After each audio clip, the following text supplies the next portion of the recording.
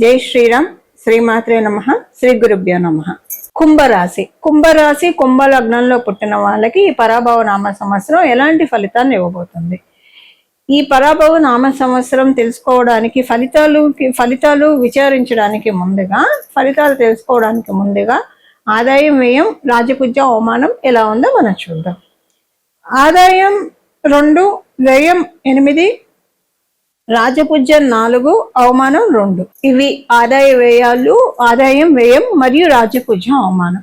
ఇక ఫలితాల్లోకి మనం ఫలితాలు వెళ్తే, ఈ సంవత్సరము మీకు జూలై నుంచి మీరు ఏదన్నా లోన్ కోసం రుణ ప్రయత్నాలు చేస్తూ ఉంటే అనుకూలంగా ఉంటుంది, చాలా సానుకూలంగా సాగుతుంది.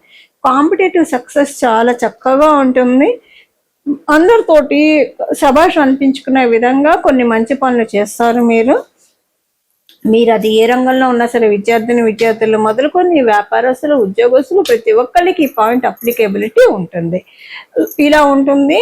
దాంతోపాటు మీకేంటంటే ఏదైనా మీరు లోన్ తీసుకోవాలని అనుకుంటే ఇది చాలా అనుకూలమైన సమయం. అట్ ద సేమ్ టైం ఏమన్నా ఉన్న లోన్స్ తీర్చడానికి, సపోజ్ మీకు లోన్ తీసుకునే నెసెసిటీ లేదు, లోన్స్ ఏమన్నా ఉన్నాయి అనుకోండి, మీకు తెలియకుండానే మీరు కొన్ని పనులు చేస్తారు సేవింగ్స్ ఆస్పెక్ట్లో. అది ఆ పని ఎలా ఉంటుందంటే, మీరు లోన్ మొత్తం ప్రీక్లోజ్ చేసే విధంగా ఉంటుంది. మీ జన్మజాతకం బాగా బలంగా ఉంటే సో డెఫినెట్గా ప్రీక్లోజ్ చేసేస్తారు. జన్మజాతకం బలంగా లేకపోయినా సో 30% సపోర్ట్ చేసినా లేదా 1% సపోర్ట్ చేసినా అసలంటూ సగమన్నా తీర్చగలుగుతారు. ఏదో ఒకటైతే తీరుతుంది మీకు. సో అప్పులు, రుణ బాధలు ఉంటే రుణ బాధల్లోంచి గట్టెక్కుతారు. రుణం చెయ్యాలని అనుకుంటే దానికి అవకాశం చక్కగా ఉంది. మీరు విద్యార్థినులు అయితే కనుక కాంపిటేటివ్ సక్సెస్ చాలా బాగా ఉంది. మేనత్తలు, మేనమామలు వీళ్ళ నుంచి అనుకూలతలు మీకు ఉంటాయి. ఏదైనా గిఫ్ట్ అందుకోవచ్చు మీరు మేనత్తలు, మేనమామల నుంచి ఏదైనా ఒక గిఫ్ట్ అందుకోవడానికి ఆస్కారం ఉంది. సపోజ్ మీకు మేనత్తలు, మేనమామలు లేరు అనుకోండి, అప్పుడు ఏంటంటే గిఫ్ట్ నేచరే ఇస్తుంది మీకు. ఆ గిఫ్ట్ ఏంటి అనేది మీరు విద్యార్థులు అయితే మీకు రిజల్ట్స్ రూపంలో ఉంటుంది. ఉద్యోగస్తులు, వ్యాపారస్తులు అయితే మీకు అక్కడ మంచి జరగడంతో ఉంటుంది. కొంతమందికి మేనత్తలు, మేనమామలు ఉంటారు కానీ వాళ్ళతో ఎక్కువ ర్యాపో ఉండదు. అప్పుడు సేమ్ పాయింట్ అప్లికేబిలిటీ ఉంటుంది. ర్యాపో ఉన్నప్పుడే వాళ్ళ నుంచి ఏదైనా ఒక అనుకూల అంశం మీరు చూస్తారు. సపోజ్ మీకు వివాహం అవ్వట్లేదు, వాళ్ళే ఒక మంచి సంబంధం తెచ్చి మీకు చూపిస్తారు. ఇలాగా లేదా ఉద్యోగం కోసం రికమెండ్ చేయొచ్చు, లేదా వాళ్ళ వల్ల ఏదో ఒక అనుకూలత మీకు ఉంటుంది. లేదా మీ అమ్మగారికి ఏమన్నా ఆస్తిపాస్తులు రావాల్సి ఉంటాయి, భరణం కింద ఇచ్చేస్తావు, మీకే కదా వచ్చేది. సో ఇలాగ రకరకాలుగా ఉంటుంది. ఇలా ఉంటుంది. ఇది మీకు చక్కగా ఉంటుంది. అంతర్గత శత్రువులు, బహిర్గత శత్రువుల నుంచి బయటపడే శుభ సమయం ఇది. కుంభరాశి, కుంభ లగ్నంలో పుట్టిన వాళ్ళకి, అంటే జనరల్గా కుంభరాశిలో పుట్టిన వాళ్ళకి ఎవరితోటి శత్రుత్వం ఉండదు. మిత్రత్వం ఉన్నా లేకపోయినా శత్రుత్వం అయితే డెఫినెట్గా ఉండదు. సో ఈ సంవత్సరం కూడా అది ఇంకా బాగా బలోపేతం అవుతుంది ఈ పాయింట్. అంటే మరీ కొన్ని కాంట్రడిక్టరీ ఉంటాయి దీనికి. మీ జన్మ జాతకంలో మీ కుంభరాశిలో మంగళ ఉంటే మటుకు అప్పుడు మీరు మంచి చేసి చెడు ఎదురవుతుంది, అప్పుడు రివర్స్ ఉంటుంది. సో ఇది మళ్ళీ జన్మజాతకాన్ని బట్టి ఈ పాయింట్ డిఫర్ అవుతుంది అనుకోండి. అయితే మీకు ఇప్పుడు ఏలినాడు శని లాస్ట్ పార్ట్లో కూడా మీరు ఉన్నారు. ఏలినాడు శని మీకు లాస్ట్ పార్ట్లో ఉండడం వల్ల మీకు అనిపిస్తుంది ఏదో ఒక మంచి జరగబోతూ ఉందని మీకు 6th సెన్స్ చెప్తుంది. ఒక మంచి శుభవార్త మీరు వింటారు. ఒక మంచి జరుగుతున్నది మీ కుటుంబంలో, మీ వృత్తిరీత్యా కావచ్చు, మీ కుటుంబంలో కావచ్చు, ఎక్కడైనా ఏదో ఒక బెనిఫిట్ మీరు చూసే తీరుతారు. ఈ పరాభవ నామ సంవత్సరంలో మీకు నెగిటివ్ ఎనర్జీస్ అన్నీ కూడా వెళ్ళిపోయినట్లు అనిపిస్తుంది. నెగిటివ్ ఎనర్జీస్ అంటే మీరు ఏ విషయంలో అయితే స్ట్రెస్గా ఫీల్ అవుతున్నారో ఆ స్ట్రెస్ అంతా బయటకు వెళ్తుంది. ఇది వృత్తిరీత్యా కావచ్చు, వ్యాపార రీత్యా కావచ్చు, వ్యక్తిగత జీవితంలో కావచ్చు, ఎక్కడైనా మీకు స్ట్రెస్ ఏ విషయాల్లో అయితే ఉందో ఆ స్ట్రెస్ నుంచి మీరు బయటకు వచ్చేస్తారు.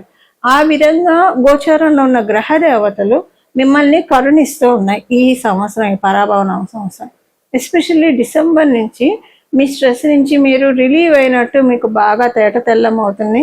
ధనయోగాలు చాలా బాగా ఉన్నాయి. కుంభరాశి, కుంభలగ్నంలో పుట్టిన వాళ్ళందరికీ కూడా అనుకోకుండా, అంటే ఇప్పుడు మనం కొన్ని చూస్తూ ఉంటాం కదా, మీకు అందరికి అర్థమయ్యే ఎగ్జాంపుల్ చెప్పాలంటే కొన్ని సినిమాలు ఒక హీరోకి రావాల్సింది ఇంకొక హీరోకి వచ్చింది, ఆ సినిమా వచ్చిన దగ్గర నుంచి ఇతనికి రావడం వల్ల ఇతను ఇంకా లైఫ్లో వెనక్కి తిరిగి చూసుకోకుండా గడిచిపోయి ఉంది. ఇలా మనం వింటూ ఉంటాం కదా ఎగ్జాంపుల్స్.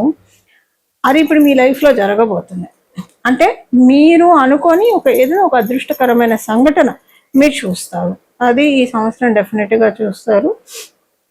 ఇవి కుంభరాశి కుంభ లగ్నంలో పుట్టిన వాళ్ళకి పరాభవ నామ సంవత్సరంలో రాబోయే ఫలితం. ఈ పరాభవ నామ సంవత్సరంలో చేసుకోవాల్సిన పరిహారము, గురు భగవానుడు ఈ సంవత్సరము ఆయన సంచారం చాలా అంటే చాలా ఇంట్రెస్టింగ్గా ఉంటుంది. కాబట్టి ఎందుకంటే కర్కాటక రాశిలో ఆయన బంగారు పాదాన్ని మోపుతున్నాడు. ఉచ్చస్థానం కర్కాటక రాశి స్వామివారికి చాలా మంచి ఫలితాన్ని ద్వాదశ రాశి వాళ్ళకి, ద్వాదశ లగ్నాల వాళ్ళకి కూడా ఆయన ప్రసాదించబోతూ ఉన్నాడు.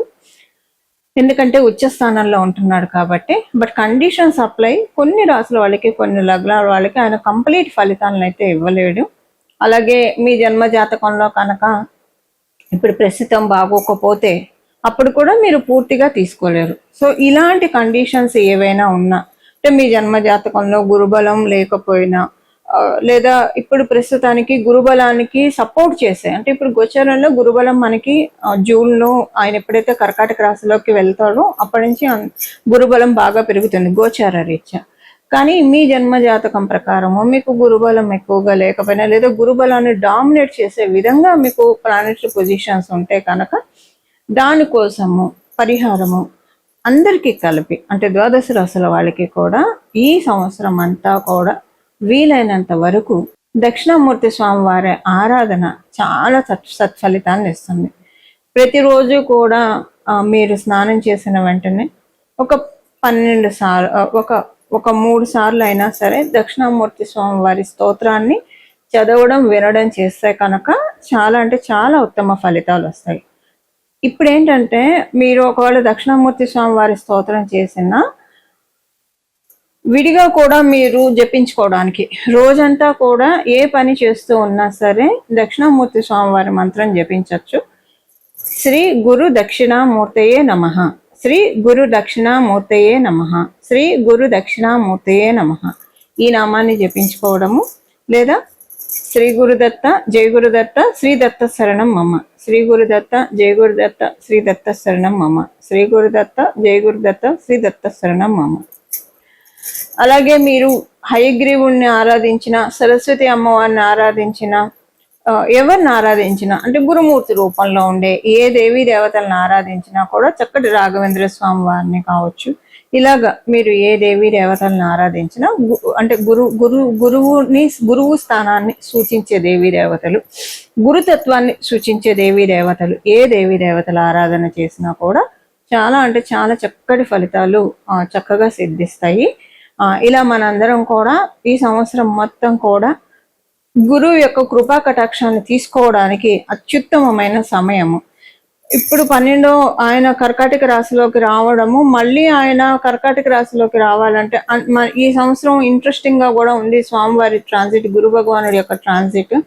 అది మళ్ళీ తర్వాత మనం సపరేట్ వీడియో చేద్దాం దాని గురించి. కానీ ఇప్పుడు మటుకు గురువు యొక్క బలాన్ని అందరం పెంపొందించుకోవడానికి this is the best time and right period అని కూడా చెప్పొచ్చు. ఇక్కడ నుంచి గురువు యొక్క ప్రభావం చాలా ఎక్కువగా ఉంటుంది. అది ఇక్కడ నుంచి కొన్ని సంవత్సరాల పాటు అని కూడా చెప్పచ్చు. ఎందుకంటే ఆయన అతిచారంలోకి వెళ్తూ ఉన్నాడు. ఈ సంవత్సరంలో కూడా అతిచారంలోకి వెళ్తున్నాడు. అతిచార గురువుడు అతి బలవంతుడు అని చెప్తుంది జ్యోతిష శాస్త్రము. సో ఇది ఇప్పుడు మీకు గురుబలం ఉన్నా లేకపోయినా, మీకు తెలిసినా తెలియకపోయినా సరే, ఈ సంవత్సరం నుంచి గురుబలం మనందరం పెంచుకోవడానికి, మీకు ఆల్రెడీ గురుబలం ఉంటే చాలా మంచిది. ఇక మీకు మీరు నక్కతో కుదుకినట్లే. గురుబలం లేదు అని అనుకుంటే కనుక ఇప్పుడు గురుబలాన్ని పెంచుకోవడానికి సరైన సమయం, రైట్ పీరియడ్ అని చెప్పడంలో ఏమాత్రం సందేహం లేదు. ఈ విధంగా మనం అందరం కూడా గురుబలాన్ని పెంపొందించుకొని మన జీవితాన్ని మంగళప్రదంగా, అదృష్టప్రదంగా, సౌభాగ్యవంతంగా మార్చుకోవాలని చెప్పి మనందరి తరఫున జగన్మాతను మనస్ఫూర్తిగా ప్రార్థిస్తూ మంగళం. నమో భగవతే వాసుదేవాయ.